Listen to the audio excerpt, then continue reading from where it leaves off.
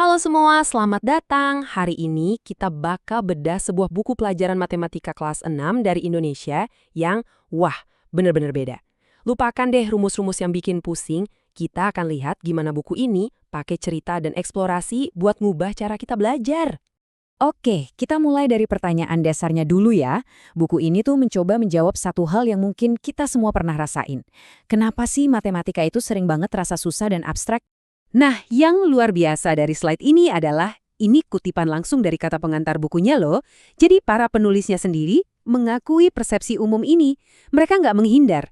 Justru, mereka menjadikannya titik awal. Inilah masalah yang mau mereka beresin. So, pertanyaannya jadi, gimana kalau kita bisa membalikan anggapan itu? Nah, buku inilah jawabannya. Buku ini menawarkan pendekatan yang sama sekali baru dalam mengajarkan matematika. Disinilah letak jantung dari filosofi buku ini. Semua konsep matematika itu harus nyambung sama kehidupan kita sehari-hari. Dan ini cara mereka melakukannya. Cerdas banget. Bab tentang pecahan dan desimal itu nggak dimulai dengan rumus, tapi dengan komik. Di sini kita ketemu Agam dan ayahnya yang lagi siram-siram kebun. Obrolan mereka soal sisa air di tangki, nah itu jadi jembatan alami buat masuk ke konsep matematikanya. Jadi alurnya tuh pinter banget. Dimulai dari masalah nyata, sisa air di tangki berapa? Terus muncul pertanyaan pemantik, hari ini kita pakai berapa banyak? Dan tanpa sadar, siswa itu digiring untuk ngerti konsep perkalian dan pembagian pecahan. Keren kan? Ini contoh lain yang juga kuat banget. Buat ngajarin rasio, bukunya pakai konteks gerakan 1 juta pohon. Jadi siswa nggak cuma belajar perbandingan angka, tapi mereka juga belajar tentang isu lingkungan yang penting. Matematika jadi alat buat memahami dunia di sekitar mereka. Oke, kita masuk ke prinsip kunci yang kedua dari buku ini, yaitu sebuah perubahan besar dari yang namanya sekedar menghafal rumus. Coba deh kita bandingin ya. Metode lama kan biasanya langsung kasih rumus buat dihafal. Tapi pendekatan buku ini, wah beda banget. Mereka pakai fitur yang namanya Ayo Bereksplorasi, yang intinya ngajak siswa buat nemuin konsepnya sendiri lewat kegiatan kayak gambar-gambar atau ngisi tagel. Jadi, apa sih Ayo Bereksplorasi ini sebenarnya?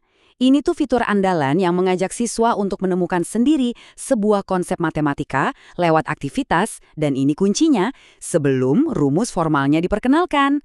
Jadi ini bukan sekedar latihan biasa, tapi ini fondasi buat benar-benar paham. Dan ternyata, tujuan buku ini jauh lebih besar dari sekedar jago berhitung. Tujuannya adalah membangun keterampilan yang penting banget buat masa depan. Keterampilan-keterampilan ini, berpikir kritis, kreatif, kerjasama, dan komunikasi, itu ditanamkan di seluruh bagian buku. Dan ini bukan cuma tempelan doang loh, ada icon-icon dan pertanyaan-pertanyaan khusus yang memang dirancang untuk melatih kemampuan ini secara aktif. Nah, tabel rasio ini contoh nyatanya. Waktu dikasih soal penjualan bibit, siswa nggak langsung disuruh, ayo hitung. Mereka malah dibimbing untuk ngisi tabel ini dulu. Alat ini bantu menstrukturkan cara berpikir mereka, bikin diskusi jadi lebih mudah, dan mendorong kerjasama buat nemuin jawaban. Ini namanya keterampilan berpikir dalam praktek. Jadi, setelah semua inovasi ini, apa sih tujuan akhirnya? Sesuatu yang kelihatannya sederhana, tapi sebenarnya dalam banget. Dan ini dia kalimat pamungkas dari kata pengantar buku itu.